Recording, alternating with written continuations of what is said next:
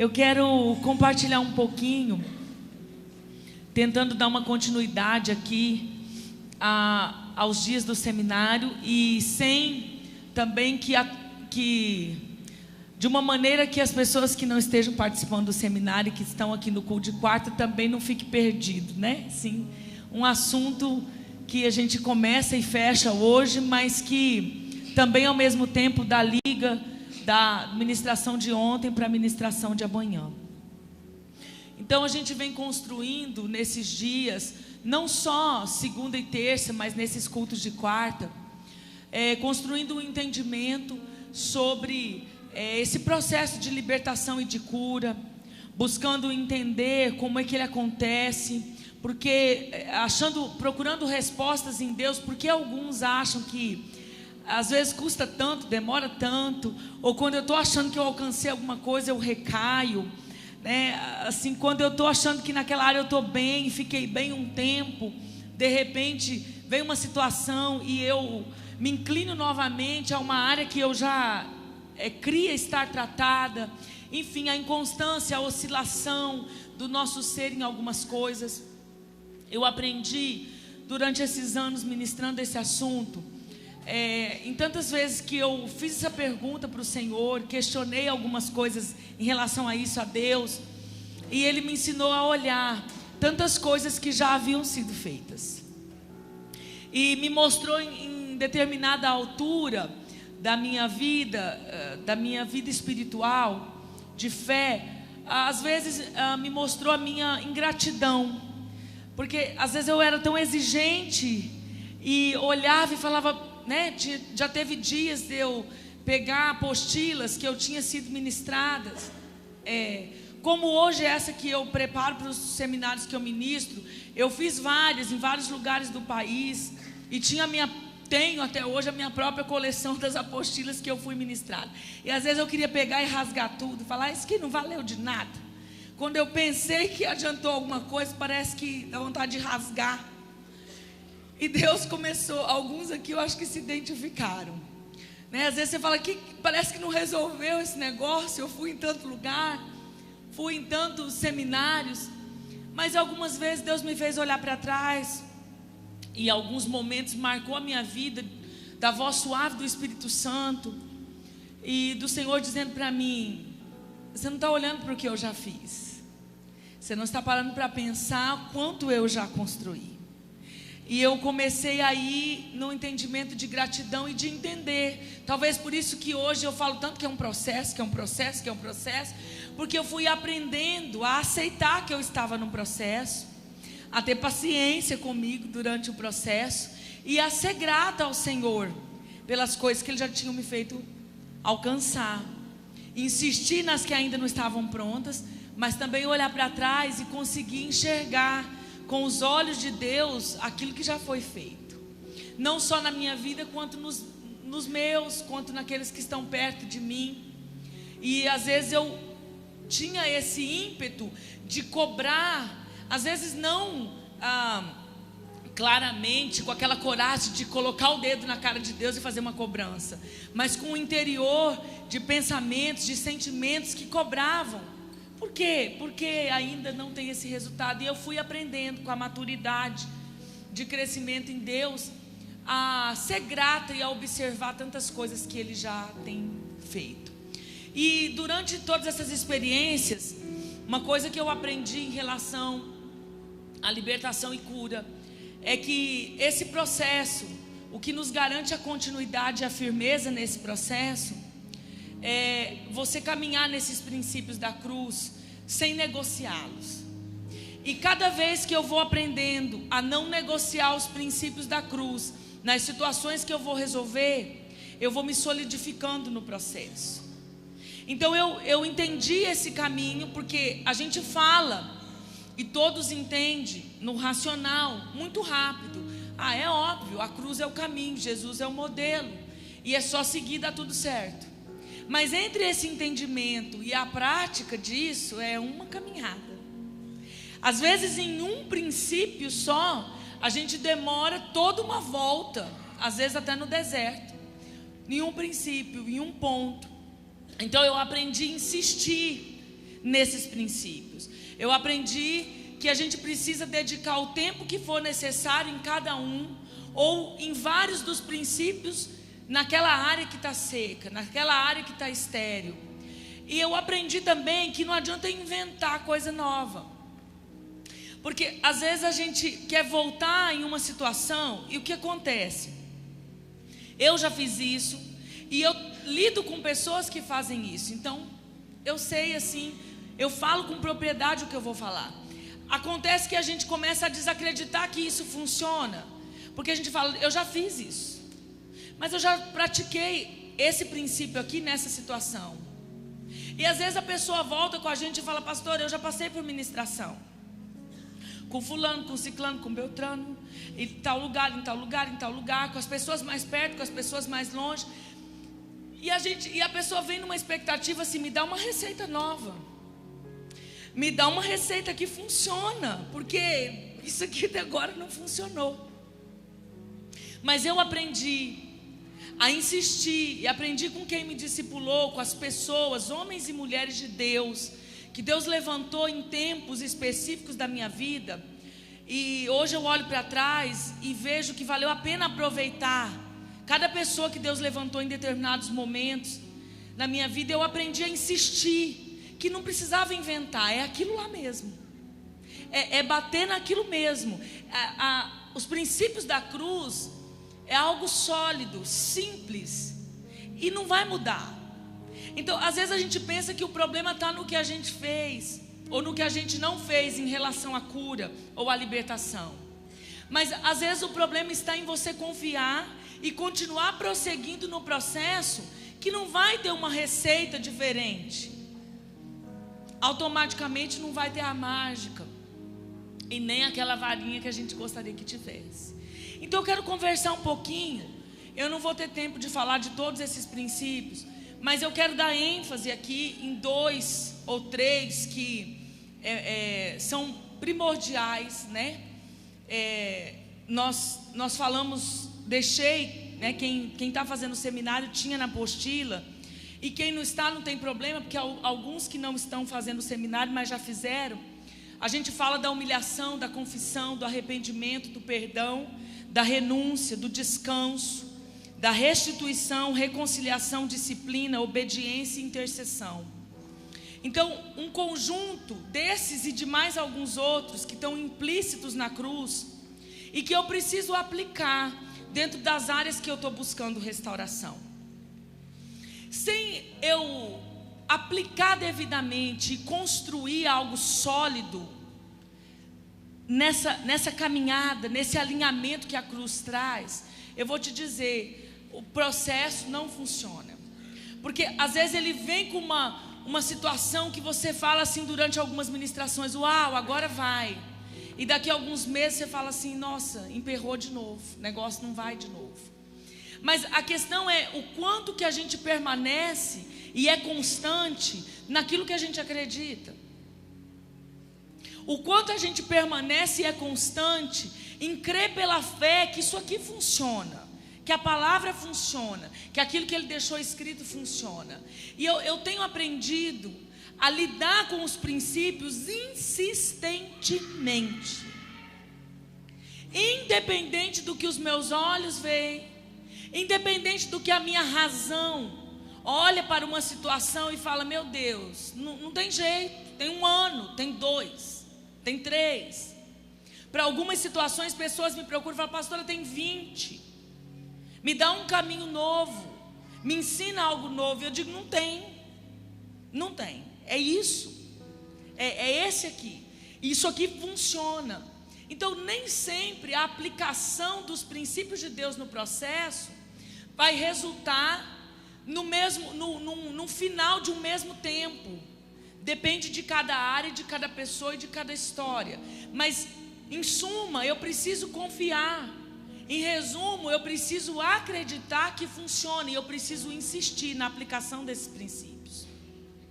É o que vai me tornar cada vez mais livre, é o que vai me libertar. E cada vez que eu sou liberto em algo, a santificação vem. Cada vez que eu saio de cadeias, eu sou livre para ir nesse processo de santificação. E uma vez que as minhas vestes estão sendo santificadas, os meus vestidos estão sendo adornados, eu entro em um lugar que adora o Senhor mais. Porque essa adoração em espírito e em verdade, ela é gradativa, ela pode crescer no decorrer da caminhada, de acordo com o quanto eu fui livre, de acordo com o quanto eu tenho me santificado pelo Espírito. Então eu entro em outro nível de adoração. Quanto maior o nível de adoração que eu entro, maior é a intimidade que eu alcanço. Por isso são degraus na nossa vida espiritual. Então é um processo que toda vez que você vai e consegue completar um ciclo, você sai do outro lado mais forte.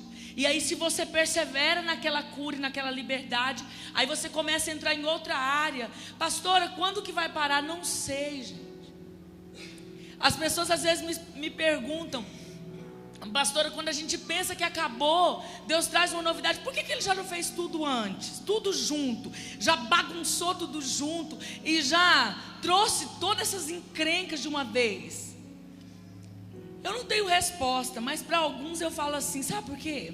Eu penso comigo, porque eu paro para refletir nessas coisas também. E como eu não encontro resposta, eu vou procurando. E às vezes eu penso assim, será que se Deus fizesse tudo de uma vez, você aguentava? Não, né, pastor? Eu não aguentava. Era perigoso, eu desisti. Eu tive um primeiro amor tão intenso, ainda bem que Deus não começou a resolver minhas encrencas naquele tempo. Porque era um fervor muito superficial. E assim, eu precisava muito de viver um primeiro amor só ouvindo Deus, só me alegrando, só me enchendo. Porque se Ele tivesse trazido todas as áreas que eu precisava consertar lá no começo, eu já tinha falado, nossa Deus, larga a mão desse negócio. Então Ele foi me apresentando os princípios da cruz aos poucos. A questão é, o quanto nós estamos dispostos a receber cada etapa que Ele tem. E a dizer, vamos lá, segurar firme nas mãos do Espírito Santo e dizer, vamos lá para mais essa etapa. Muito bem. Eu quero falar um pouco, sem gastar muito tempo, sobre a confissão. É um princípio que eu quero dar uma ênfase hoje, sem gastar muito tempo, mas eu não posso deixar de falar. Gente, é necessário expor à luz aquilo que está em trevas. Só assim nós alcançaremos verdadeira liberdade. É preciso trazer luz sobre tudo que está em trevas. E a igreja precisa ser ensinada sobre isso. Eu vejo, às vezes eu vou falar sobre confissão e racionalmente eu penso, ai Senhor, esse assunto já está tão falado. E Ele fala, mas pouco compreendido. E eu percebo, à medida que eu vou em todos os lugares, todas as igrejas onde eu vou, o quanto a igreja não aprendeu esse princípio na íntegra. Eu quero falar um pouquinho hoje de alguns motivos do porquê que nós não confessamos. Porque eu sei que vocês que estão nesse ambiente, a maioria de vocês conhece muito bem o princípio e sabe que ele é bíblico e que necessita. Então eu quero gastar o tempo que eu tenho para falar desse princípio, falando por que a gente não cumpre então, se a gente sabe. Gente, a igreja é ruim de confessar. A igreja é ruim de confessar pecado. Às vezes nós vamos tratar, sabe, casais, crentes, e tem um adultério, principalmente quando é com o homem. O homem tem essa característica mais forte do que a mulher. A mulher é mais fácil para abrir uma situação oculta, ela segura menos tempo a hora que aperta. Mas o homem, ainda depois da igreja, depois de Cristo, depois de estar vivenciando essa fé em Jesus Cristo e essa novidade de vida, ainda ele tem uma situação, ele coloca mil e uma desculpa. O caso já está assim na mão, e ele fala, não é bem assim, não é o que você está pensando. É uma dificuldade imensa da confissão, de confessar uns aos outros, de marido confessar a mulher, de filhos confessarem aos pais. e de qualquer um confessar a Deus. Em todos os níveis a confissão ainda é uma dificuldade na igreja. Porque essa palavra é para a igreja. Nós vimos esses dias, libertação é para os crentes. Então não é lá para fora. Provérbios 28:13 diz: o que encobre as tuas transgressões nunca prosperará. Gente, isso aqui é um texto de muito peso no mundo espiritual. E Satanás conhece a Bíblia, você não pode esquecer, mais do que eu e você. O texto diz: nunca prosperará o que encobre as tuas transgressões. Você imagina que legalidade que é este versículo apenas? Quando a gente fala de libertação, a gente fala de legalidade. Fala de portas que a gente abre para que Satanás entre por meio daquela legalidade e aprisione. Ponto. Isso é simples de entender. Esse texto é um texto simples e antigo, mas ele tem um peso que às vezes eu penso que nós não entendemos ou não acreditamos naquilo que está escrito. O que encobre as suas transgressões nunca prosperará. Então o que acontece? Quando eu tenho uma transgressão encoberta, quando eu não assumo diante de Deus situações onde eu errei, eu fico impedido de prosperar naquela área. Tem muitas áreas da vida de uma pessoa, e eu não estou falando só de sentimentos, eu não estou falando só de confessar adultério. Se eu fosse aplicar isso aqui, eu falaria 1 hora de exemplos e situações. Eu recebo muitas pessoas que têm dificuldades financeiras, e nas igrejas por onde eu vou, Campo Grande, fora de Campo Grande, sempre tem pessoas com muitas questões financeiras, e por ser ciclo de repetição, por exemplo, eles procuram e dizem: pastora, deve ser espiritual, e vai contar as histórias, as situações. Eles dizem assim: eu acho que passa de situações que é deserto, que é prova, porque eu não saio disso. E quando eu vou começar a analisar as coisas, gente, eu vejo tanta coisa que foi feita que prenderia as finanças de uma pessoa, mas ela nem consegue ver isso como pecado. E às vezes eu fico ouvindo a pessoa, e quando eu tento entrar no assunto, ela olha para mim como dizendo assim: vamos para a próxima página, vamos lá para o final, vamos para a oração. Ela não me dá bola para aquilo. E aí eu paro às vezes, porque a gente não vai ficar forçando. A pessoa tem que estar preparada. Por isso que a gente insiste com os seminários. Às vezes, para um atendimento individual, nós precisamos estar prontos aqui. Tem que estar aberto, tem que estar com o coração aberto. Então, eu não insisto. Mas às vezes eu fico observando a reação e o comportamento, e eu falo: Deus, é uma questão de mentalidade. Ela não entendeu como as coisas do passado prejudicam sim se elas estiverem escondidas. Como é que as coisas não resolvidas, que não houve um quebrantamento, né? Então às vezes eu vou olhar as questões ali nas finanças, coisas simples, mas tem um rastro. Já começou assim o roubo desde a infância, mas aí a gente pensa: quando eu era pequeno isso não é roubo. Pegar o dinheiro da carteira da mãe não é roubo.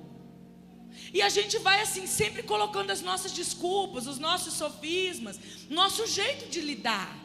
E aí a gente quer medir o que é, o que não é, o que foi errado, o que não foi. Isso não é o princípio de Deus. Não é eu que exerço a minha justiça, porque a minha justiça é trapo de imundície. Então eu penso: eu era pequeno, eu não sabia, eu não conhecia a Bíblia. E assim vai vindo um monte de desculpas e de situações. E quando você olha, não tem uma coisa, tem uma vida de situações que abriram legalidade para aquela determinada área ser estéril.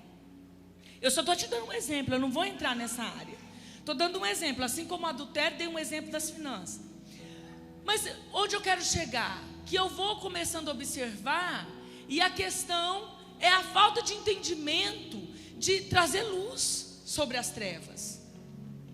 E às vezes a gente olha por uma pessoa e fala: Senhor, traz luz sobre as trevas. A pessoa escandaliza, fecha o coração para a gente. Uai, pastora, você está orando, pensa que está orando por uma pessoa torta na vida, trazer luz sobre as trevas.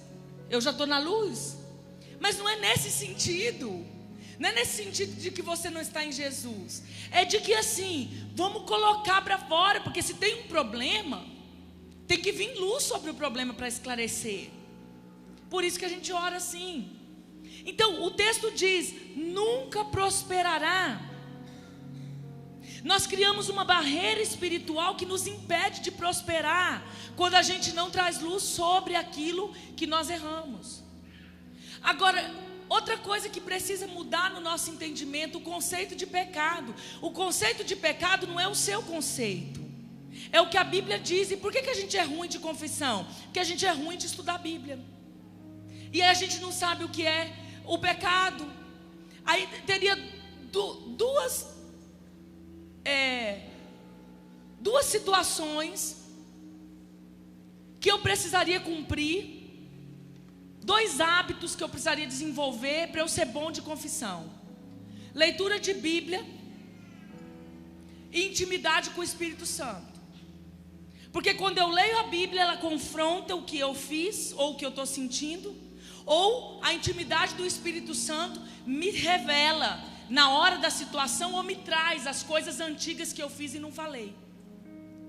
E duas coisas que nós precisamos melhorar: intimidade com o Espírito Santo e leitura da palavra. Porque a Bíblia diz: aquele que pode fazer o bem e não faz, peca. Mas quem diz que isso no conceito da igreja é pecado? Gente, está difícil convencer de que fornicação é pecado. Imagina de quem pode fazer o bem e não faz, está pecando. Isso aí está longe. Então, como que nós precisamos entrar nesse lugar? Senhor, eu quero que a luz venha sobre toda a área de trevas. Porque o dia que você podia ajudar alguém e você permaneceu com o vidro do carro fechado e você podia ajudar, ele vai soprar, falar: você podia fazer o bem e não fez. Ah, pastora, mas aí é uma coisa estreita demais. Mas ele disse que a porta era estreita. Larga é a da perdição. A dele é estreita, só que tem vida, e tem vida eterna após a vida aqui. Tiago 5, versículo 16 diz: confessai vossas culpas uns aos outros e orai uns pelos outros para que sareis. A oração feita por um justo pode muito em seus efeitos. Gente, é uma dificuldade de confessar para Deus. Imagina uns aos outros. Como é que se aplica o princípio de confissão escrito em Tiago? Pastora, tudo eu preciso confessar uns aos outros? Então eu vou te dizer. O perdão é liberado automaticamente quando o arrependimento é sincero e você confessa a Deus. Automaticamente o Senhor enxerga um coração quebrantado, uma confissão genuína, e há aquele sentimento de arrependimento: eu não vou fazer mais. O perdão te lava e te limpa naquele momento. Então, para que ficou escrito em Tiago 5 que tem que confessar uns aos outros? Quando eu não consigo cura naquela área.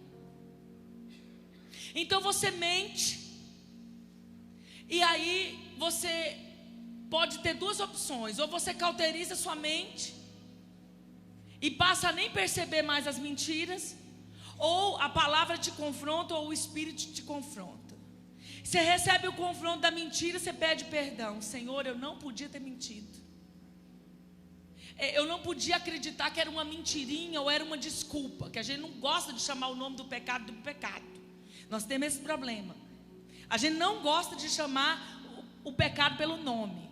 A gente fala: não, eu dei uma desculpa. Como assim desculpa? Não foi uma desculpa. Ok, mas a gente passou dessa fase mais grosseira e a gente entendeu: não, eu menti. E aí você pede perdão, o Senhor te perdoa. Você resolve sua questão com a eternidade, você resolve sua questão com Deus, você resolve sua questão com o mundo espiritual. Só que aqui na terra continua a sua vida. Aí semana que vem você mente de novo. Na outra você mente 2 vezes na semana. Daqui a pouco 3 vezes. E aí você já ficou até com vergonha de confessar. Vergonha de ir diante de Deus de novo, de novo, de novo, de novo. Aí você para de confessar. É por isso que a mente cauteriza. Porque você começa a ficar com vergonha de falar de novo, de novo. E daqui a pouco você tem que assumir: eu sou um mentiroso. Que aí muda a conversa. Porque os mentirosos não herdarão o reino. Uma mentira é uma coisa. Quando você passa a ser um mentiroso, muda o nível da consequência. Muito bem. Aí você fala: como é que eu vou resolver isso? Então nesse caso, Tiago dá essa dica. Para liberar cura. Porque ele diz: olha, confessai uns aos outros e orai uns pelos outros para que sareis. Para que haja cura. Esse princípio aqui está implícito um óleo de unção. Por isso que no versículo antes ele vem falando sobre curar. E levar o óleo e ungir, chamar o presbítero. Aquilo ali é uma direção física. Mas nesse versículo 16 está implícito uma unção que vem de Deus na confissão. E ali vem cura. Por isso que ele diz: confessa os pecados e ora uns pelos outros para receber cura. Geralmente quem é ensinado e treinado para intercessão, para a área de cura, de libertação, ele aprende que toda pessoa que vai confessar um pecado tem que sair dali com uma oração, liberando essa unção. Porque quando você confessa, você não pode perder a oportunidade de entrar nisso aqui. Por isso é um erro confessar para desabafar. E as pessoas perdem tanto tempo desabafando. E no desabafo ele fala mais mal do outro do que confessa seus pecados. Tem um problema sério nisso. Eu tenho que até ser um pouco mais disciplinada nisso, em relação a isso. Porque Deus andou me advertindo pelo profeta que meu ouvido não é pinico. Aí eu falei: gente, vou ter que proibir o povo de falar asneira. Não, ou você vai falar de você, ou então vamos encerrar o gabinete. Por quê? Tem uma tendência humana no desabafo, mas o desabafo não é isso aqui. Isso aqui é algo com entendimento, onde você confessa, dizendo assim: ó, eu preciso de cura. Pegando esse exemplo aqui da mentira. Não, irmão, eu estou confessando porque eu quero ser curado desse mal. Eu quero ser curado desse mal.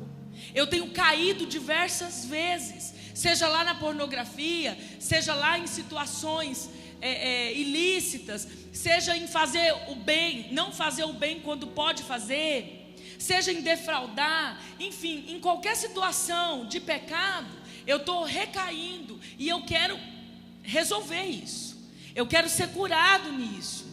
Então você vai entrar nesse princípio. Por isso que a confissão precisa ser para alguém que pode liberar a oração do justo. Precisa ser para um pastor ou para uma pastora? Não. Precisa ser alguém que busca essa justiça em Deus. Pastora, mas Romanos diz que não há um justo sequer. Ok. Mas essa aqui não é a justiça igual a de Romanos. Romanos está falando que não existe um justo sequer em relação à justificação para a salvação, que ela só é por meio de Jesus. Por si só ninguém se justifica. É outro assunto teológico. Aqui ele está falando de um justo que tem uma oração que pode muito em seus efeitos. Aquela pessoa que busca esse caminho, não pelo perfeccionismo, não pelo braço, pela força do orgulho, mas uma pessoa na dependência do Espírito que busca esse lugar de libertação, santificação, de adoração e de intimidade. Um crente, gente. Crente é assim. Você confessar por língua preta resolve? Piora, Cris, piora. Porque aí ele vai fazer a fofoca, né? Você pode pensar que é língua preta, pastora. É fofoqueiro. Fofoqueiro. Vai resolver, piora, porque aí ele vai fofocar e depois você vai se ferir. Você já não está curado, vai ficar mais doente ainda. Então não adianta. Para quem que você vai confessar? Para alguém que é crente, que vai liberar uma oração que pode muito em seus efeitos. Mas qual que é o nosso problema em procurar isso? Por que que a gente não quer confessar? Porque a gente não quer buscar alguém que cumpra esse princípio. A gente quer o profeta que libera a revelação, do nosso jeito, que se torna quase adivinhação. Então a gente vai lá e quer o fast food, que é alguém que adivinha. Porque ir lá falar do que eu de fato sou e de onde eu tenho errado é difícil. Não é para qualquer um isso aqui. Mas é o que gera algo consistente no teu processo. Se você não quer um processo para que a cada 6 meses você volte nas coisas do passado, se você quer um processo para de fato você ir mudando os passos no crescimento e na maturidade espiritual, você tem que aprender a entrar nisso aqui, e eu também. Nós como igreja temos que aprender a entrar nisso daqui.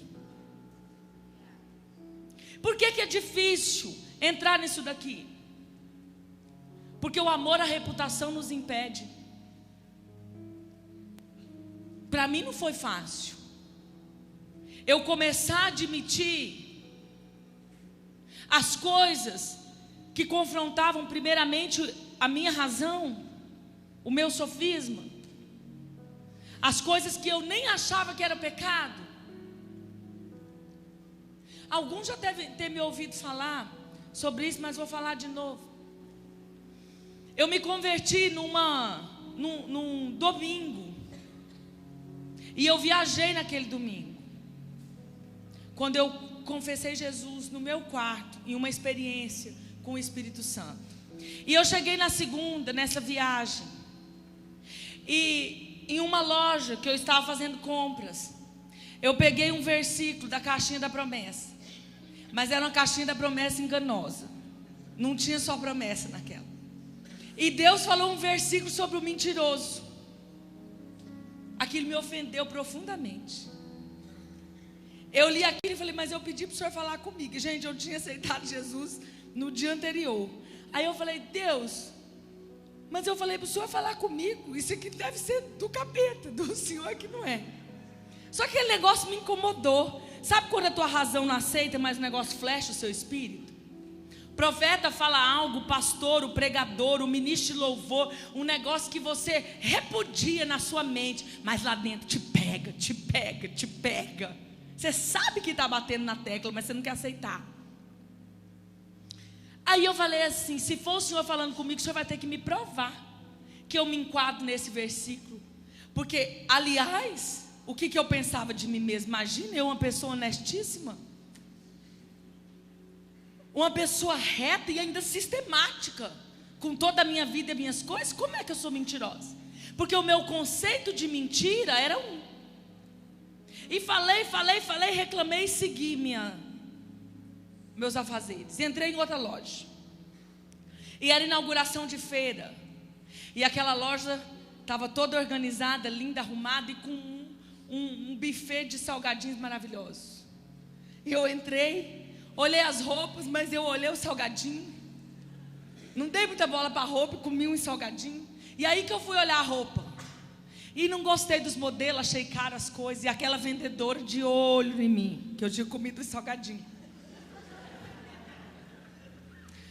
e ela foi assim, quase querendo me obrigar a comprar. Sabe aquelas vendedoras ofensivas assim?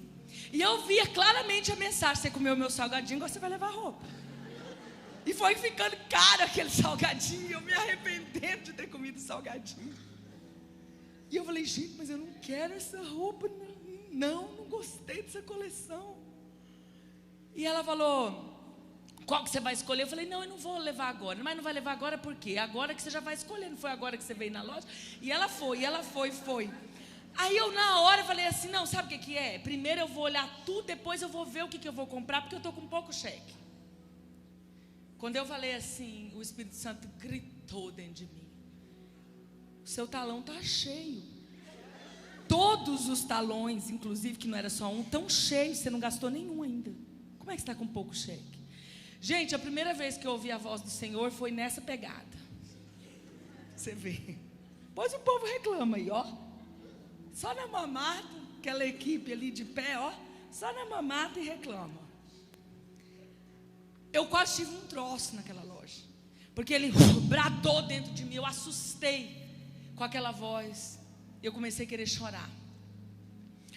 E aí eu falei para a vendedora assim, moça, eu vou ali, depois eu volto. E fiquei, ainda peguei a caneta da moça que eu usei para fazer uma anotação e pus na minha bolsa.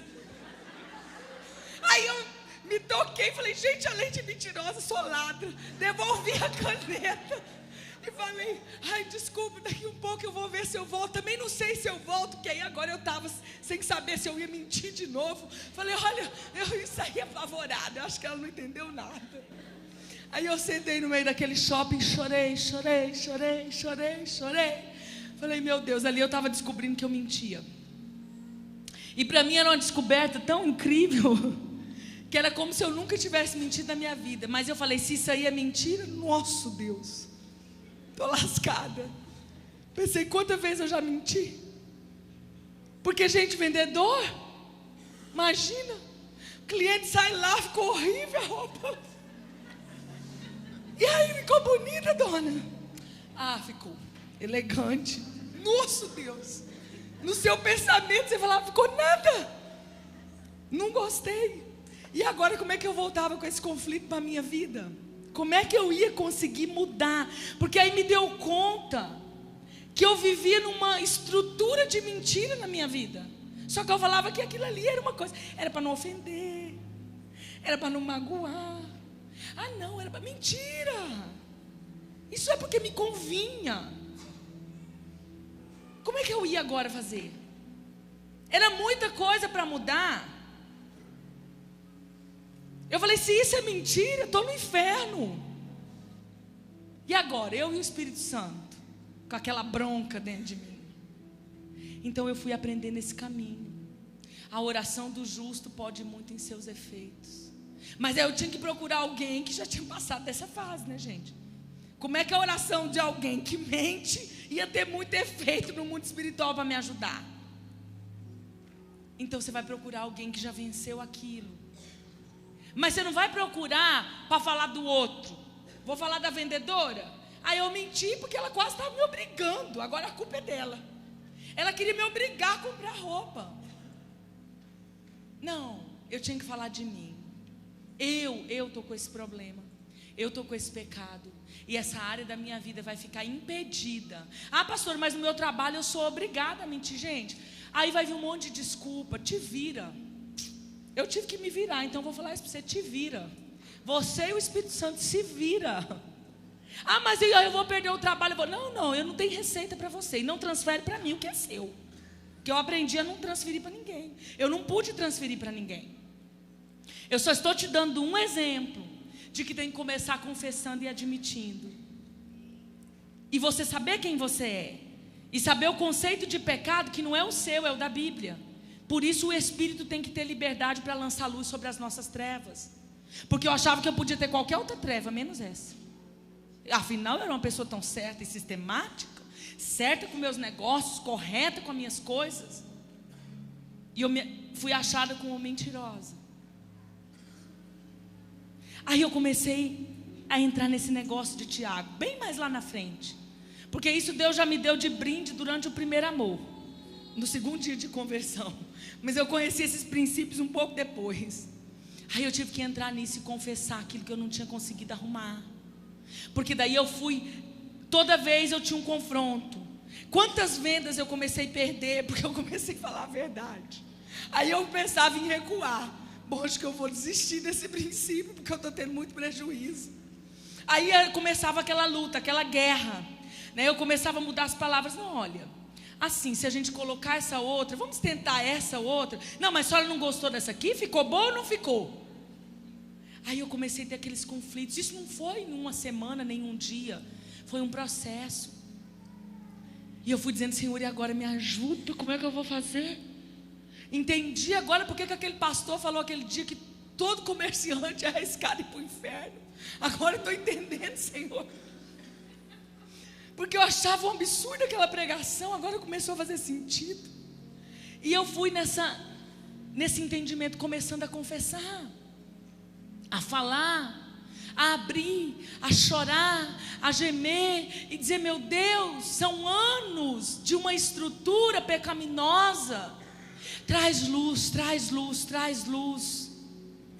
Então, esses níveis de confissão, do que você sente, do que você faz, é muito além do que a igreja sabe hoje. Gente, nós somos ruins de confessar pecado. A gente peca no varejo, pecado por pecado. Sabe como que é a nossa confissão? Senhor, perdoa os meus pecados. O Senhor sabe de todas as coisas. Em nome de Jesus, amém. Para pedir, pede tudo explicado. Bem explicado. Determina cor, determina lugar, bairro, o que é a casa, tempo para o marido estar na presença, tempo para a esposa, isso. Nossa, coloca tudo. Gasta tempo pedindo. Mas para confessar a gente é ruim de confissão. É ruim de confissão. A gente não traz para o eu. É o nós. Quando a pessoa acha que está bom de confessar, ele fala assim, nós aqui, que nós, gente? Quando nós, não quando eu, sou eu. Esse é o lugar. Começa assim no altar de Deus. Começa assim com o Senhor. E depois, nas áreas que você não alcançou cura, precisa abrir com alguém que vai derramar esse lugar com você, que vai entrar nesse lugar e derramar esse óleo. Jesus derrama, mas ele respeita esse princípio. Pastora, por que tem que falar? Porque está escrito aqui. Ele deixou uma chave, você usa se quiser. Mas eu estou te ensinando algo que funciona. Confessai uns aos outros para que sareis. Porque a oração do justo pode muito em seus efeitos. Você confessa para confissão, não é para desabafar. Confessa para resolver o problema. E a pessoa vai pegar aquela oportunidade e vai orar. Mas ele vai me julgar. Ele não vai te julgar se ele estiver pronto para receber sua confissão. Porque quem está pronto para receber confissão de alguém, ele é ensinado a não julgar. Ele não está ali para ser juiz. Afinal, todo mundo tem áreas de conserto, já foram consertados em muitas coisas. Por mais que já estejam, às vezes, num processo avançado, Deus continua lapidando. Então, se você procurar a pessoa certa, você vai receber essa oração do justo, que pode muito em seus efeitos. Quantas vezes eu vou fazer, pastora? Quantas vezes precisar. Quantas vezes precisar. Aí entra o que eu introduzi, abri o culto falando, sobre a insistência no princípio que funciona. Mas eu já falei disso com Deus. Tem sintoma ainda? Fala de novo. Mas eu já procurei uma pessoa, continuou o sintoma, procura de novo. Procura de novo. E você vai entender o princípio e acreditar nele até que as coisas se movam, até que as coisas se transformem. Porque isso aqui é uma construção sólida. Pode não ser rápida, pode não ser um fast food, mas é algo que realmente está me dando base, está me dando alicerce. Porque construir em cima de um alicerce que não está bom, que não é sólido, a construção cai, pode estar alta como for. Por que ministérios, depois de chegar a lugares altos, por que ministros, homens e mulheres de Deus, depois de chegar em lugares altos, caem de lugares altos e o tombo é feio? Porque não insistem nos princípios que fortalecem a base. Porque chegam em determinados lugares, na vida, no ministério, né, entendendo que não precisam mais voltar a isso. Isso aqui é vida cristã, isso aqui é construção diária. Por não querer cura, nós perdemos de executar os princípios dentro do nosso reduto mais íntimo. Gente, com quem mais que eu deveria aprender a falar de pecado? Com os que estão ao meu redor. Os filhos solteiros com os pais. Mas pastora, se eu falar para o meu pai alguma coisa, ele não entende. Eu sei que às vezes tem pais despreparados mesmo. Eu já fui uma mãe despreparada para ouvir. Mas por isso que a gente trabalha tanto na construção da restauração da família. Porque os pais precisam crescer ao ponto de ouvir o coração dos filhos, mas os filhos também têm que aprender em um lugar de confessar sem medo de ser repreendido. Porque em alguns momentos os filhos falam para a gente: sabia que a senhora ia falar alguma coisa, por isso que eu não queria contar. Eu falo: você não queria que eu falasse nada? E que tipo de mãe sou eu? Então quem vai confessar, você não confessa querendo saber, já determinar o que o outro vai falar. Você procura um pastor para confessar, você não vai querer dar regras para aquilo que ele vai falar. Você vai aceitar a palavra, que às vezes não é o que você quer ouvir, mas é o que você precisa. Quando a gente entra nesse lugar, O nosso cônjuge é a pessoa mais especial que tem para que a gente confesse. Porque quando a gente restaura em Deus e o casal passa por esse processo, o nível de confiança cresce tanto que se torna a pessoa que você mais vai ter coragem de rasgar o teu coração. Hoje eu senti isso, eu senti aquilo, essa situação foi assim. Não só com aquilo que a gente pratica contra o nosso cônjuge ou uma situação de conflito familiar, mas em tudo. Meu esposo se tornou para mim essa pessoa. Mas antes de eu me converter, era a última que eu iria admitir algum erro, porque afinal, o amor, a reputação e o orgulho é o que mais impede. E hoje ele se tornou a pessoa que mais me ouve. Por isso a gente vai passando de fases que não há mais necessidade da gente procurar, né, quando era no começo, tantas coisas, porque eu aprendi. Confesso para os meus filhos, confesso para o meu esposo, se necessário procuro meus pastores, porque eu entendo que eu preciso caminhar nisso. Nós precisamos ir evoluindo nessa questão da confissão. Pastora, como se começa? Começa no altar, começa na sua intimidade com o Senhor. Aprenda a ter o hábito de falar para o Senhor as coisas que você entendeu pela palavra ou pelo Espírito que estão erradas. Não deixe passar. Se ira com alguém, ofende alguém, fala do assunto com Deus rasgado. Eu maltratei, eu ofendi, eu fui orgulhoso, eu feri, eu machuquei. É assim, em primeira pessoa, rasgado. Se entrega, começa com o Senhor, e isso vai te dar coragem para seguir e quando necessário confessar para alguém. Quando você é ensinado e você é treinado a confessar claramente, a entrar nesses níveis com Deus, isso abre um caminho para que você possa confessar com outra pessoa. A confissão, existem situações que elas já estão expostas, que não tem muita relevância a confissão. É necessária em Deus para o perdão, mas ele já está exposto. Aquilo não são coisas que são difíceis para uma pessoa confessar. O que são as coisas expostas?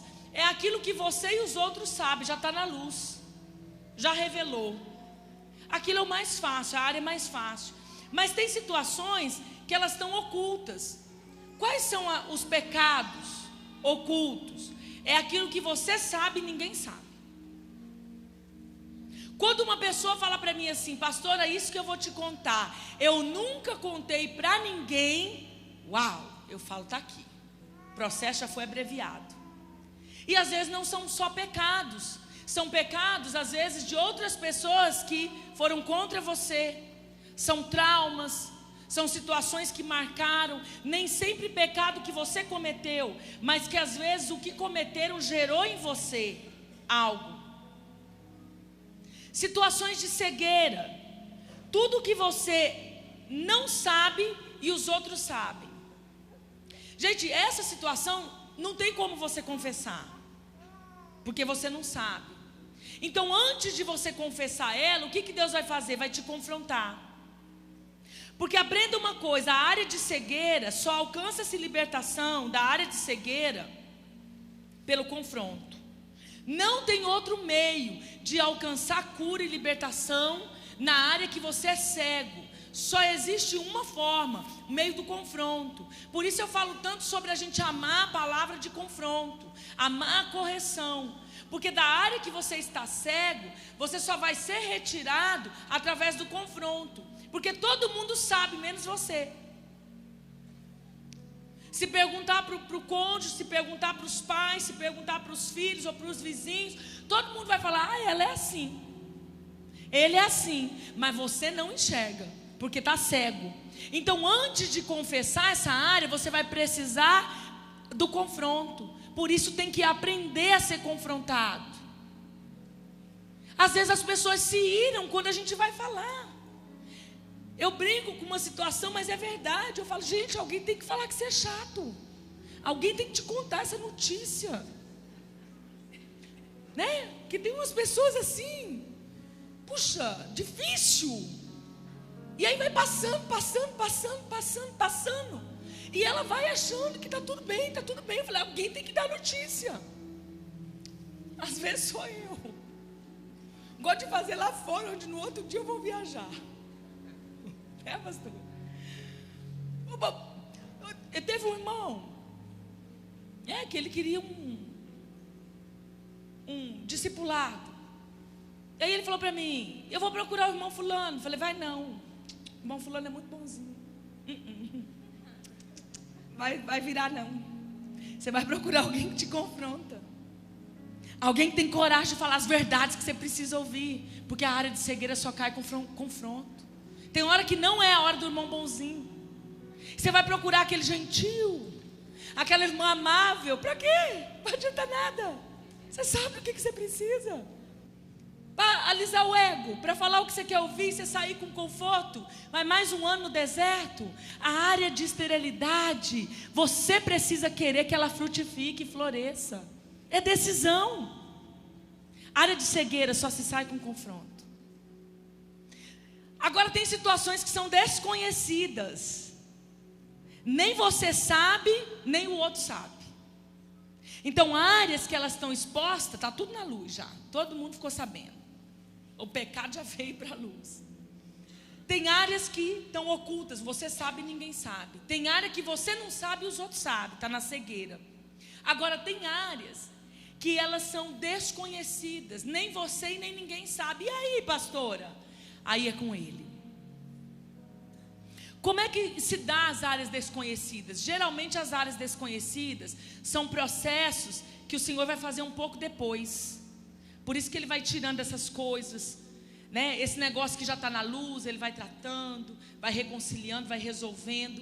Aquilo que você sabe, mas não teve coragem de contar, Ele vai mexer nessas áreas primeiro. Depois os confrontos, né? Aquilo que está na sua cegueira, Ele vai levantar pessoas, palavras, pregadores, irmãos, louvor, ministrações, onde for, para te confrontar. Ele vai fazendo tudo isso primeiro. Aí Ele vai em coisas que está lá mais fundo. Nem você sabe, nem os outros sabem. Aí o Espírito começa a te revelar. Então esse é um processo mais profundo da caminhada, porque ele tem outras coisas primeiro para fazer. Geralmente são áreas que estão lá no tempo que a gente estava no ventre, na nossa concepção. São histórias que envolveram o parto, a fase de bebê, a fase que começava a andar. Coisas que a lembrança não guardou para trazer para a consciência, estão em nós, estão registrados, mas não tem força para vir para fora, porque faz muito tempo, era uma época que não tem condição humana de eu lembrar daquela época. Então o Espírito Santo vai trazendo, o Espírito Santo vai revelando, né? Quantas vezes a gente ministra uma pessoa e a gente vai em cima, você teve um problema com seu pai? Não tenho, pastora. Você teve um problema com a sua mãe? Não tenho. E aí a gente vai de novo, insiste, o Espírito dá o discernimento e a pessoa não reconhece. E você vê que não é porque não quer assumir, é porque realmente não tem aquela consciência. E de repente o Senhor traz. Eu tive experiências de ministrar pessoas que tiveram visões, que tiveram sonhos, ou que depois da ministração Deus trouxe situações onde alguém contou, uma avó contou, a mãe contou, enfim, de alguma forma que é sobrenatural, mas que toca o físico, a coisa vem para fora e a gente fica sabendo. Então as áreas desconhecidas, quem vai entrar nesse lugar de libertação e cura? Aquelas pessoas que prosseguiram no processo, porque elas são construídas um tempo mais à frente. Então você precisa permanecer no processo, porque vai chegar a etapa que Deus vai começar a trazer essas coisas que estão lá fora, e que vão romper com essa estrutura, né, que às vezes está doente na alma, com essa estrutura que está caída, que está atada, que está aprisionada. Um outro princípio que eu quero falar hoje, ainda que não vai dar para falar muito tempo, mas eu quero entrar além da confissão, é o perdão. Gente, o perdão, eu não vou falar sobre o perdão que você já sabe, ou que pelo menos a gente mais ouve.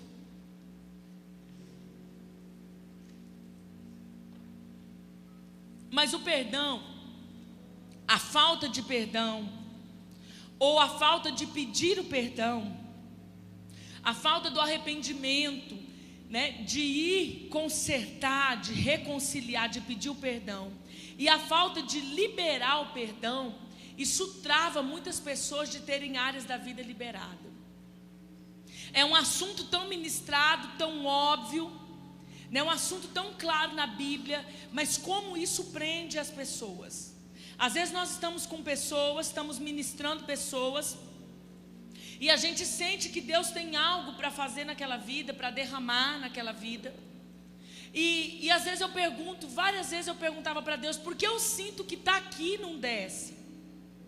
Porque eu percebo palpavelmente, Senhor, que tem uma unção para ser liberada e ficou presa. Se o Senhor queria dar, porque eu senti como se eu pudesse tocar. E quantas vezes o Espírito já me respondeu, porque a falta de perdão no coração bloqueou e eu não pude entrar. Então, como eu vejo isso muito, ainda é um assunto que as pessoas não entendem como deveriam.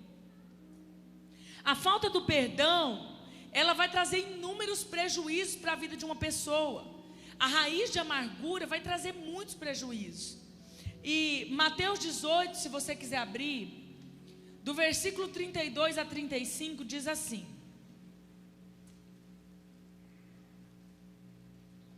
então o seu senhor, chamando à sua presença, disse-lhe: servo malvado, perdoei-te toda aquela dívida, porque me suplicaste. Não devias tu igualmente ter compaixão do teu companheiro, como eu tive misericórdia de ti? E indignado, o seu senhor o entregou aos atormentadores, até que lhes pagasse tudo o que lhe devia. Assim vos fará também meu Pai Celestial, se do coração não perdoardes cada um a teu irmão as suas ofensas. Então a gente vê vários prejuízos aqui. Eu não quero gastar muito tempo aqui, porque ainda tenho algo sobre o perdão para falar que é mais além. Mas eu quero rever algumas coisas dentro de Mateus 18, que essa pessoa entregue a um espírito de tormento. Então não perdoar libera espíritos que atormentam a mente. Em algumas traduções são chamados como verdugos.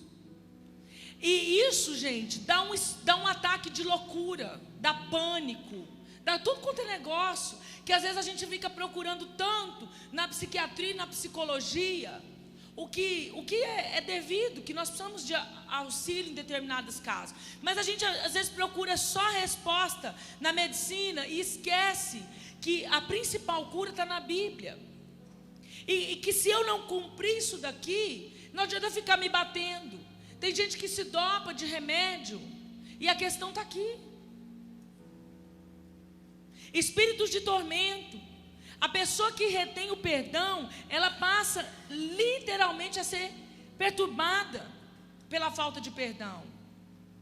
A pessoa que guarda esse lugar, que ela não libera, que ela guarda essa pessoa dentro de si, ela vai gerar um coração amargurado e uma prisão espiritual com a pessoa que ela não perdoou. Porque ela quer tanta distância daquela pessoa, mas ao mesmo tempo ela está tão perto daquela pessoa. A vida dela gira em torno daquilo. Eu não vou lá porque o fulano está. Eu não vou naquela festa porque o fulano está. Ela quer tanta distância e acaba aquela pessoa que ela não perdoou sendo o centro da vontade. O que o texto diz também é que você vai ficar impedido de receber perdão. Aqui entra o ponto que eu falei sobre algumas bênçãos não entrarem na vida da pessoa. Deus às vezes quer liberar e ele é impedido. A unção não desce. E às vezes ali aconteceu um destravamento no mundo espiritual de uma área seca, de uma área estéril. E a pessoa ali estava num dia, num momento, num fim de culto, num momento no altar secreto, um momento de intimidade com Deus, sei lá como, mas de várias formas Deus às vezes quer liberar e não pode. Por quê? Porque a pessoa é impedido, não recebe o perdão. Se você não libera, você não é digno do perdão. Mas dói, pastora. Mas é porque você não sabe a minha situação. Eu sei, gente, mas nenhuma situação, por mais triste que seja, está acima desse texto e nem dessa verdade de Deus. Então, quando eu não consigo perdoar, eu preciso começar confessando isso também, que eu não consigo. Recebemos condenação. Mateus 7, 1 e 2 diz assim: não julgueis, para que não sejais julgados, porque com o juízo com que julgais, sereis julgados. Com a medida que vocês medir, vos medirão também a vós. Então eu julgo, e com aquela medida eu vou ser julgado. Eu acabo praticando a mesma injustiça sem perceber. Romanos 2:1 diz assim: portanto, és inexcusável quando julga o homem, quem quer que seja, porque te condenas a ti mesmo naquilo em que julgas o outro, pois tu que julgas faz o mesmo. Então às vezes eu não perdoo um pai, não perdoo uma mãe. Quando eu vou ser pai e mãe, eu fico na mesma situação, e eu acabo fazendo as mesmas coisas. Você vai conversar com os filhos, aí está a mãe falando da sua mãe, e o filho está ouvindo, e o filho está ouvindo. Daqui a pouco ele fala: pastor, ela é pior que a vovó. É até engraçado de ver algumas coisas, porque a pessoa não percebe, mas ela cai nesse texto. Então nós não temos esse direito. Agora, uma coisa que eu quero frisar sobre o perdão é que eu preciso entender que ele tem etapas, e eu preciso saber reconhecer isso. Quero falar um pouquinho das etapas do perdão. Então, a primeira coisa que você vai ver, o nível mais grave da falta de perdão, é uma indiferença em relação a uma pessoa ou um assunto, ou uma situação, uma história, um tempo da sua vida que aconteceu. Se você olhar para você e alguém te perguntar, e você olhar para dentro para responder, em relação a essa fase, a essa pessoa, a essa situação, como você é? Em relação ao seu pai, à sua mãe, como que você é? Tanto faz. Esse é o pior nível. É a etapa mais difícil, é a indiferença. Pastora, mas eu nem estou com raiva. É melhor que tivesse, porque pelo menos ia ter uma reação, um sentimento ia estar lá dentro. A indiferença é a pior fase da falta de perdão. Por que eu estou falando sobre as etapas? Para te ajudar a reconhecer alguma área que você pensa já ter resolvido nesse assunto e não resolveu, mas às vezes você está indiferente. A indiferença é a ausência de consideração, descaso, né? A indiferença surge depois que nós lutamos muito contra a rejeição. É pior que a raiva, porque não expressa nenhuma reação, já passou da fase de expressar reação. O perdão também tem a etapa da raiva, né? Depois dessa etapa da indiferença, vem uma situação que você já evoluiu e daí sente alguma coisa. Então a raiva é uma etapa ruim do perdão, mas ela é melhor que a indiferença, porque na hora da raiva, né, é o momento que tem um grande tumulto, um grande conflito, mas pelo menos está considerando o assunto, está sentindo algo sobre o assunto. Depois da raiva, a gente começa a ter um conflito. Por quê? Nessa fase do conflito, a gente já percebe que precisa perdoar, que não tem jeito, mas ao mesmo tempo eu não quero. Então é um conflito da razão com o meu senso de justiça. Eu já comecei a entender que eu preciso, mas o meu senso de justiça própria está dizendo: não é certo, não é justo. Então começa a ter um conflito. Mas foi ele que me abandonou, mas foi ele que me deixou, mas foi ele que me traiu. As mulheres com os maridos com as mulheres, pais com filhos. Essa convicção, ela vai ser gerada pelo Espírito Santo, né? Nesse momento do conflito, a raiva está cedendo e o Espírito Santo está brigando para ir nesse lugar, para haver uma liberação plena, né? Para ir para o próximo passo. Então o conflito, ele vai mostrar essa luta do Espírito contra a carne. Esse momento eu ainda preciso lidar com as lembranças, Porque quando eu estou com um conflito, ainda vem lembranças que machucam. Isso serve para eu identificar algo que não foi plenamente perdoado. Pastora, mas eu sempre lembro. Ok, lembrar não é o problema, porque não se tem uma amnésia. O problema é que a lembrança cause dor. Aí eu estou numa etapa que ainda tem que seguir. Então isso serve para você identificar se tem situações que você está nesse conflito, né, nesse momento ainda que as lembranças ainda vêm, te assolam, te machucam, te ferem. Então o conflito ainda existe. Nesse momento há uma insistente guerra na mente. Então pensamentos são duramente atacados. Nós vamos discernir a batalha espiritual para avançar no processo do perdão. Depois vem uma outra etapa que é da frustração. Por que frustração? Porque as fortalezas vão perdendo as forças, mas há um sentimento de frustração porque a pessoa já entendeu que precisa perdoar. Mas ela começa a se frustrar, mas ela está, na verdade é uma frustração boa, porque ela está perdendo para o Espírito Santo, a carne está perdendo para o Espírito de Deus nesse conflito. Então ela vai cedendo, ela vai entregando as forças, ela vai cedendo com orgulho, o orgulho vai cedendo, o amor à reputação vai cedendo, e o entendimento de que é preciso perdoar vai se consolidando. Aí começa a gerar paz. Porque o perdão, ele vai prosseguir até o momento da paz que excede todo entendimento.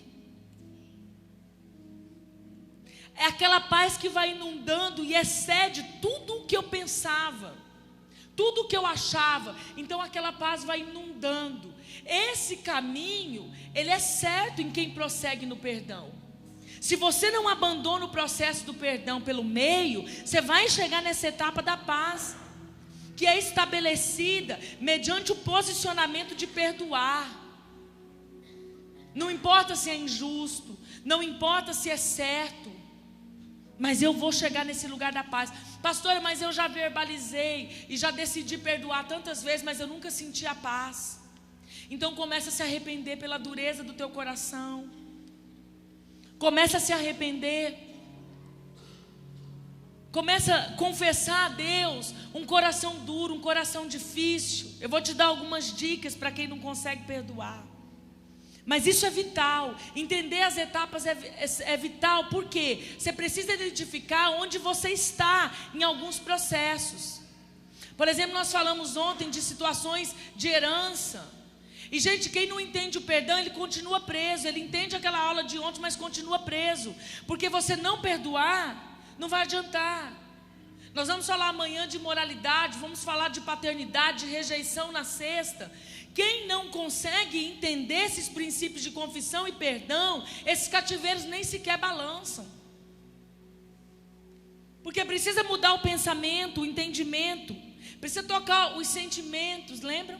E precisa mudar a vontade, fazer o caminho de volta. Tem que ser um processo completo.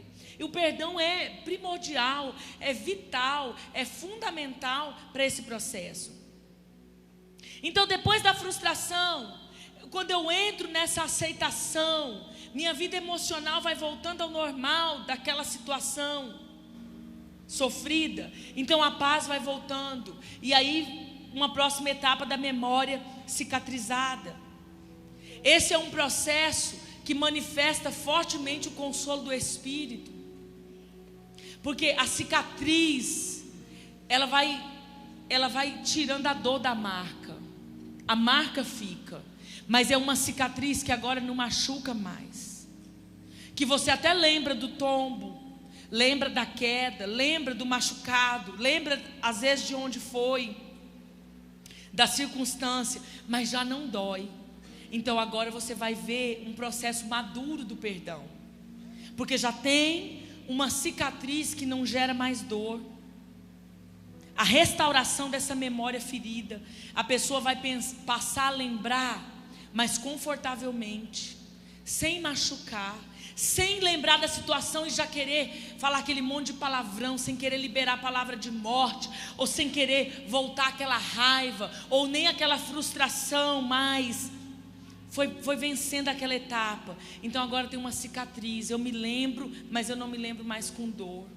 Às vezes as lembranças vão até enfraquecendo. Eu não digo que a gente esquece, mas elas já não vão voltando mais para aquela memória que eu uso diariamente, que eu volto. Já não tem mais aquela guerra do conflito na mente. A cena já não ataca a mente com a perturbação. Se eu quiser procurar aquela lembrança na minha mente, eu vou achar, mas já não é algo que volta constantemente me atacando, porque está cicatrizado. E quando eu me lembro sem dor, sem me machucar, sem me ferir mais. Então essa já é uma etapa madura. Para alguns, que eu entendo e assumo que não é todos que entram na última etapa, mas para alguns casos, a gente ainda consegue ir além da memória cicatrizada. A gente consegue ir ao bom humor. Tem situações que nos feriram tanto, que lá na frente a gente ainda dá umas boas risadas. É todas, pastora? Não. Porque tem histórias muito tristes, que eu confesso e entendo que não vão chegar à etapa do bom humor. Mas numa cicatriz, de uma memória sarada, esse é um direito conquistado na cruz para você. Jesus já conquistou. Nós podemos ir pegar. Como é que eu perdoo, pastora? Vou te deixar umas dicas para os que têm dificuldade. E eu vou te dizer nessa noite, com segurança no Espírito de Deus, do que eu vou falar. Tem muitos aqui que têm problemas com perdão e nem admitiram ainda, ou nem têm consciência ainda. Mas Deus vai trazer luz. Se não for hoje aqui no culto, não adianta, que você entrou aqui, você não escapa, está determinado. Deus vai mexer com você, vai voltar a situação. Você vai até achar que regrediu, mas lembra da minha palavra hoje, que você não regrediu, é porque não estava pronto, estava cauterizado, não cicatrizado. Deus vai trazer de novo, vai mexer de novo, porque Ele nos quer realmente sarados. Como perdoar? Uma chave para o perdão, para quem não consegue, é reconhecer os seus erros. Quando eu reconheço os meus erros, gente, eu começo a ter um coração misericordioso. Não é, pastor? Às vezes a gente tem um juízo tão severo. Se a gente parar para pensar, quando a gente erra, começa a ficar diferente. Você quer ver uma coisa que te traz uma balança de equilíbrio? É um equilíbrio de medida, de colocar-se no lugar do outro. A situação, coloque-se no lugar do outro. Não deixe de ir a esse lugar para perdoar. Coloque-se no lugar do outro. Ah, pastor, eu nem consigo me ver. Tente. Reconhecer os seus erros vai gerar humildade e um coração quebrantado. Gente, você quer ver uma pessoa que às vezes ela tem uma medida diferente, né? Se o pecado é no filho do outro, agora quando acontece na sua casa, aquilo que você nunca imaginava, você fica tão misericordioso, tão cheio de compaixão, porque a gente é duro quando é com o vizinho, mas quando acontece com a gente põe a mão na cabeça e diz: meu Deus. E a pessoa, para perdoar, precisa se encher de compaixão. E nada melhor do que para gerar compaixão e você pensar nos seus erros. Porque às vezes o meu pecado não foi o mesmo do irmão que eu não perdoei. Mas se eu parar para ver quantos eu já fiz, quantas feridas eu já causei, eu vou ver que eu não tenho muita diferença de quem eu não perdoei. Só são ações diferentes, atitudes diferentes. O perdão, ele não está ligado aos sentimentos, ele começa pela decisão. Então a decisão te faz entrar nesse processo das etapas que eu falei agora há pouco. Você decide e vai enfrentando corajosamente cada passo, cada etapa. Então, como que eu perdoo? Gente, uma coisa que ajuda muito é um outro princípio da reconciliação. Pede perdão para quem você não consegue perdoar. Mas deixa eu te ensinar uma coisa importante. Você não pede perdão, não usa isso de desculpa para você lançar em rosto tudo que você quer, porque não adianta.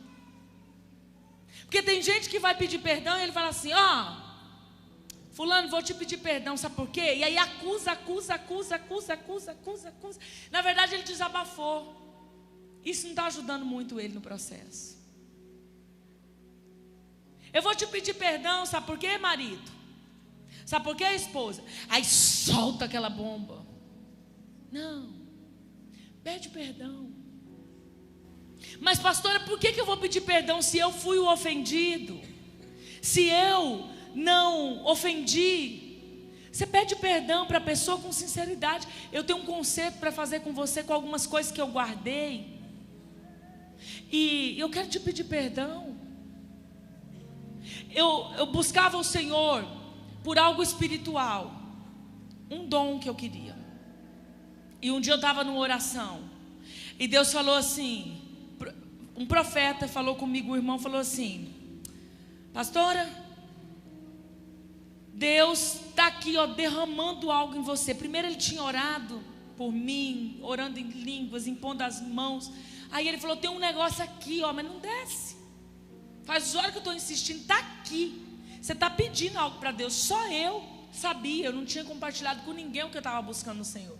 Na hora que ele falou, eu falei: eu estou sim, e eu sei do que o Senhor está falando. Ele falou: Deus vai colocar no seu coração, por que não vem?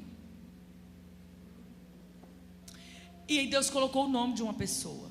E na hora eu fiquei muito brava. E eu já comecei a questionar Deus ali: mas ela mentiu, mas ela me difamou, mas ela papapam.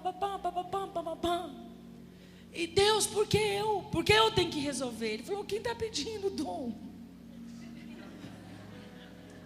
Quem que está querendo ir nesse nível maior? A gente fala tanto da água profunda, de subir de nível, de ir, de romper, em todas as áreas. Eu buscava algo ministerial. De repente você está buscando a cura do seu casamento. De repente você está buscando a cura com seu filho. De repente você está buscando algo nas finanças. E às vezes é no ministério. Deus falou para mim: quem que está buscando dom? Eu fiquei com vergonha. Pede perdão para quem te ofendeu. Ora pela pessoa, abençoa a pessoa. Gente, eu vou te dizer, eu te desafio. Todas as pessoas que eu desafiei a isso, nenhuma voltou com uma resposta contrária até hoje. Talvez alguém aqui vai ser diferente. Eu te desafio a orar 40 dias pela pessoa que você não consegue pedir perdão. E eu quero ver se isso não vai abrir um leque para você perdoar. Para a pessoa que você não consegue perdoar, perdão. Mas não ora a oração de feiticeiro: Deus mata ele. Não ora essa oração de feiticeira: acaba com ele. Sabe, com aquele coração assim, sabe? Podia que ele fosse assaltado. Você se admira? Você sabe que tem muito. Tem umas pessoas que eu aperto e falo: ainda tem raiva aqui. Tem rancor? Tem não, pastora? Tem, né? A pessoa ainda tem aquele sentimento agarrando, segurando, quer ver o troco, quer ver a vingança. A vingança pertence a Deus. Sabe o ponto que teu coração está trabalhado? Quando o teu inimigo às vezes é julgado, passa por um juízo de Deus, e você vê ele sofrendo o juízo, você se compadece, porque você fala: não, eu sabia que até um dia Deus podia cobrar isso, mas poxa, o coração se compadece, porque você já realmente perdoou. Você não quer mais a vingança, você não quer mais a justiça, você quer a misericórdia de Deus. Esse é um coração perdoador. Você entrou nesse lugar, ora por ela. Mateus 5:44 diz: eu porém vos digo, amai os vossos inimigos e orai pelos que vos perseguem. Gente, dá certo.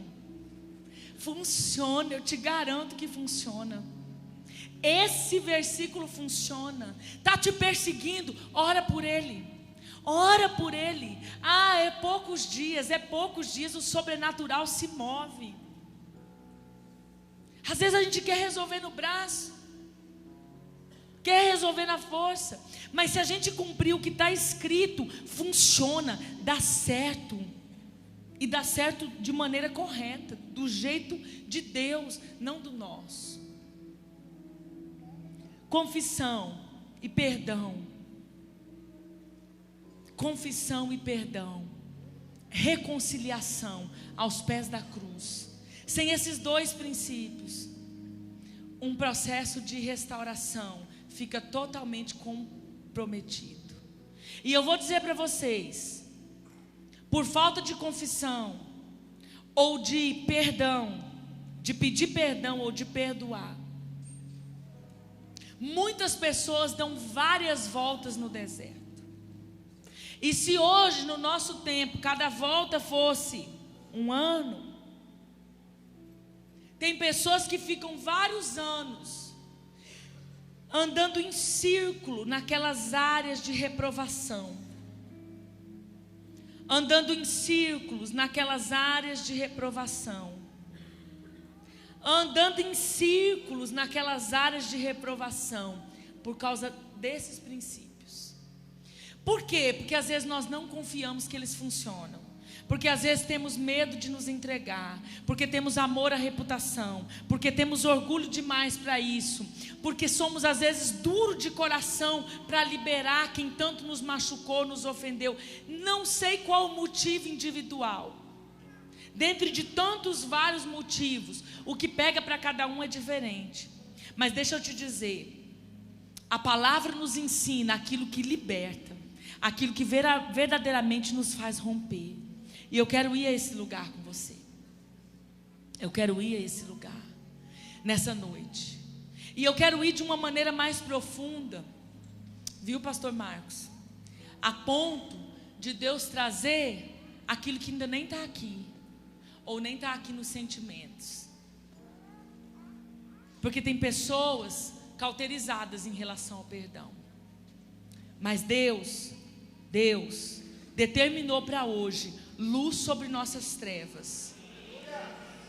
E no mínimo você vai sair daqui com consciência daquilo que você tem que falar e nunca falou, ou com Deus ou com pessoas, daquilo que você tem que perdoar ou pedir perdão e você nunca fez, ou de etapas que você enroscou em algumas etapas e não completou.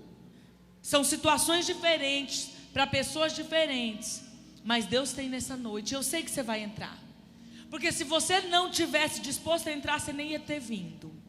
Eu sei que ninguém saiu aqui da sua casa sem ser com o objetivo de crescer em Deus, primeiramente de adorá-lo, mas também de dizer: Senhor, eu quero mais de liberdade do Senhor, de santificação, para que eu possa crescer em adoração e intimidade. Eu quero mais.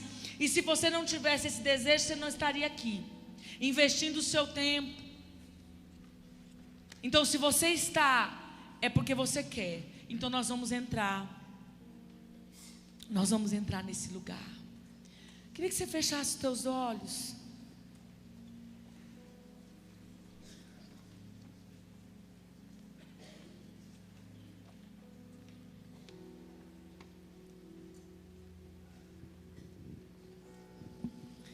Pai,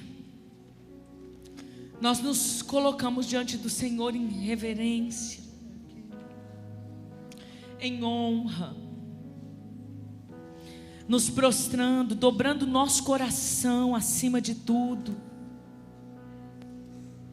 porque eu creio, Senhor, e nós como igreja acreditamos que a Tua palavra funciona,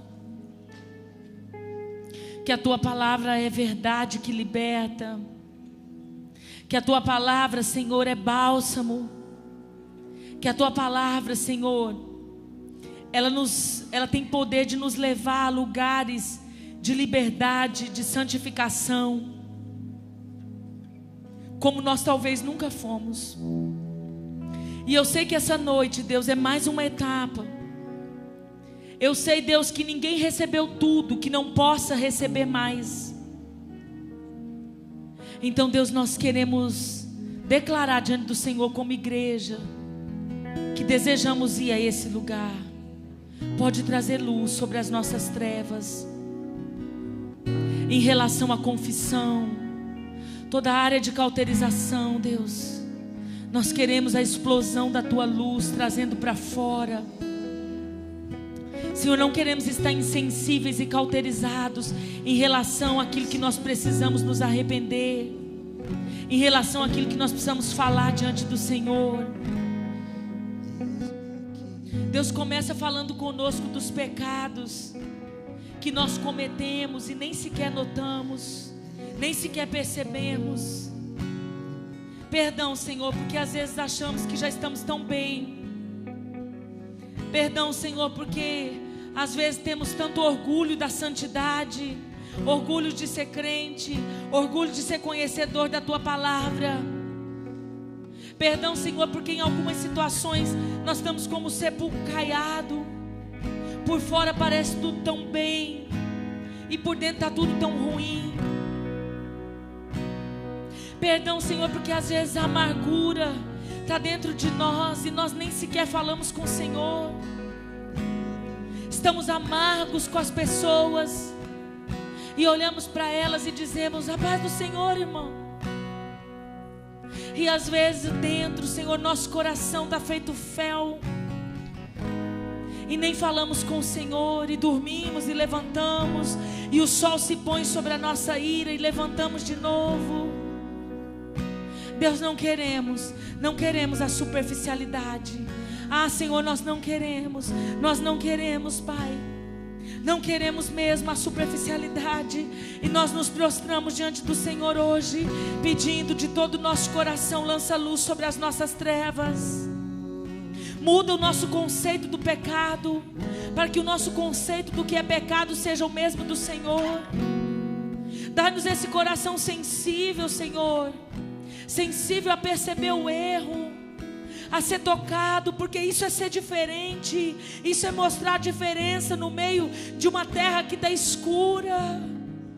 Isso é ser luz. Isso é ser sal na terra.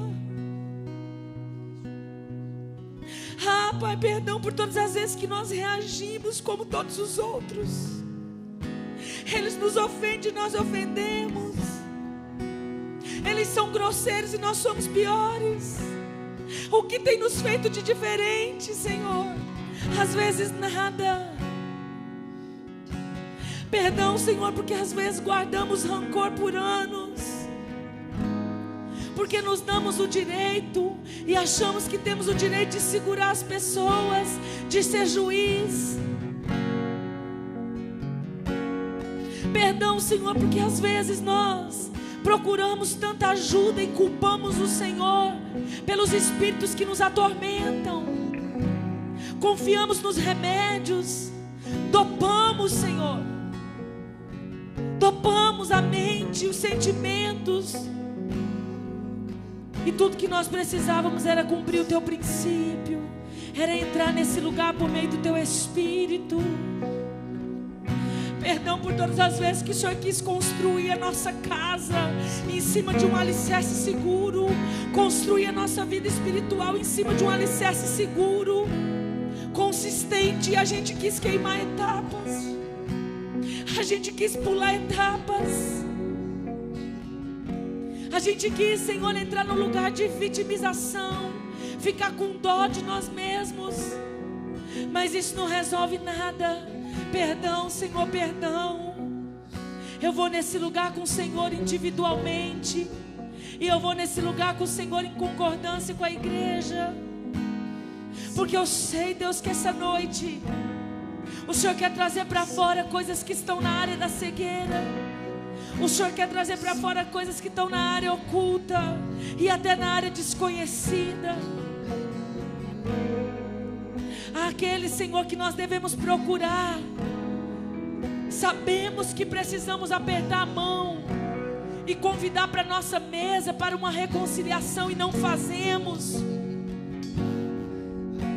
Perdão, Senhor, quando nós dificultamos o conserto, porque nos achamos bons demais.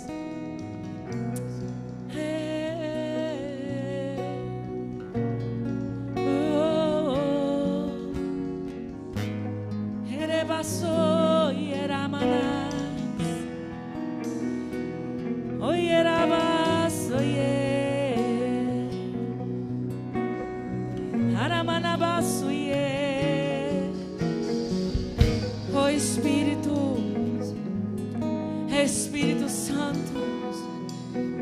Nós precisamos ser luz. Precisamos ser o sal que salga o que está insípido. Precisamos ser luz que brilha como a candeia em cima da mesa. Perdão, Senhor, pelas vezes que somos uma luz apagada por falta de confissão e de perdão. Somos, Senhor, uma chama fraquinha, uma candeia escondida, não só embaixo da mesa, como debaixo da toalha da mesa, afagado, abafado, por falta da confissão e do perdão. Não foi para isso que o Senhor chamou a igreja. O Senhor nos chamou para ser livres, para ser santos, para ser adoradores e para ser íntimos. Yeah.